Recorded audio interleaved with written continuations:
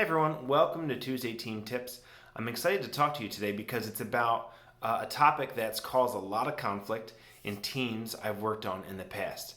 And that's the idea of what is essential and what is a preference. Conflict happens all the time in our organizations, on our teams, and often one of the reasons is because people disagree with how things should be run. They disagree of how best to go about things, whether that's a promotion plan or a communication method within your team. But we need to understand what's essential and what is a preference, okay? Because we can't argue about essentials. Essentials are, they're essential. They cannot change. But preferences often change. Okay, so what's a good example? A good example is communication. The essential is that good communication happens. That's timely, it's clear, it's to the right person, it's on topic about what you need to talk about. That's good communication.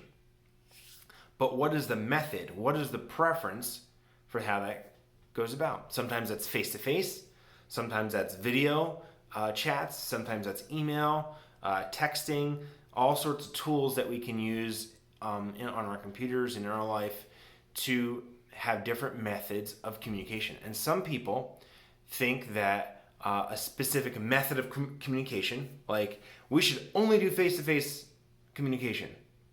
Okay, that's nice, but that has a bunch of other issues, right? When our opinions of the best way to do things gets in the way of us actually evaluating and figuring out with our team the best method to go about it, that's when we have the strongest organizations, the strongest teams. Okay, we need to understand what's essential and what's a preference. Now, the funny thing is that if you made a list of essentials of your job and really the essentials of how you go about your job, one of your coworkers would be able to go in and say probably half of your essentials are actually preferences. And so we have this, this way of doing things that we've been doing for years, sometimes decades.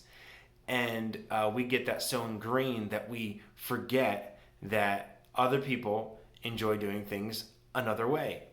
Here's a good example, right? Toilet paper. Do you put it so it rolls from the inside or the outside? I know that's goofy, whatever, but that's a good example of how sometimes we just get into habits. And then when those habits and those preferences are so strong that we end up telling people that they're wrong for doing a thing a certain way, even though it gets to the same outcome, we need to check ourselves and realize is that we need to work together with our team to understand what's essential and what's a preference.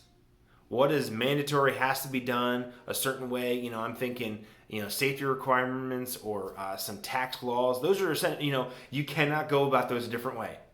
But how you write a social media post or how you communicate even in your meetings or how you run your meetings, oftentimes those are preferences.